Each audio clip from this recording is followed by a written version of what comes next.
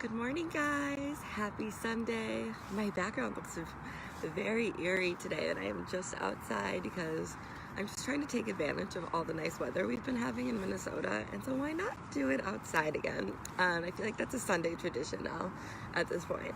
So today, first off, how excited are you guys that Rise launches in about 8 days? I'm so excited. If you're not on the early access list, please make sure to sign up. I will link it.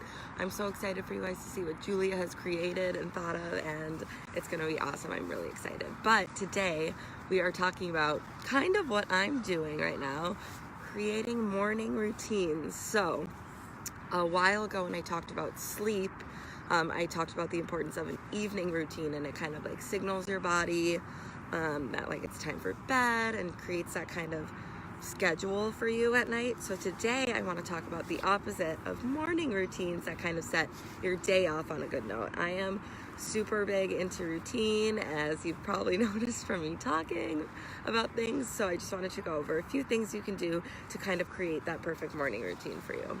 So first, calculate, this kind of has to do with sleep too, I guess, but first I want you to figure out what time you need to get up. Not just to go to work, but to like give yourself time to do things, and then find your perfect amount of sleep. So I know I recommended 7 to 8 hours of sleep. So say you have to get up at 7 a.m. I would recommend going to bed then at 11 or midnight at least, and that kind of creates that sleep, kind of gets you ready for your morning routine. And by setting a time you need to get up, setting a time that you need to get up, that kind of lets you know when to go to bed to make sure that you're well rested for your morning. The other thing, next thing I want to talk about, is preparing for your morning the night before.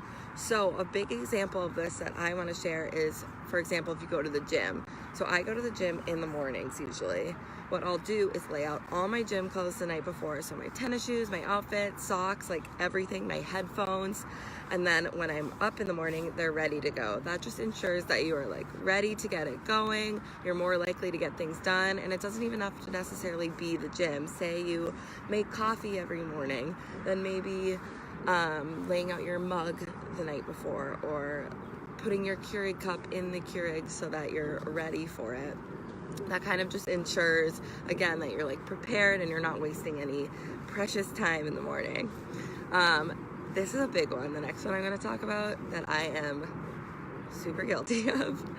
Don't scroll through your phone in the morning. I'm sure you're nodding your head too if you're watching this. That's like such a bad habit of mine. I wake up and the first thing I do is turn off my alarm on my phone and scroll through Instagram. I just can't help it, and I know it like wastes so much time. I wake up at 6:30 a.m. and by the time I check the clock again at 7 o'clock, and I've been sitting on Instagram for 30 minutes. So just kind of put that away. If you need to, get a real alarm clock, just to kind of like set the tone so you don't have to get on your phone.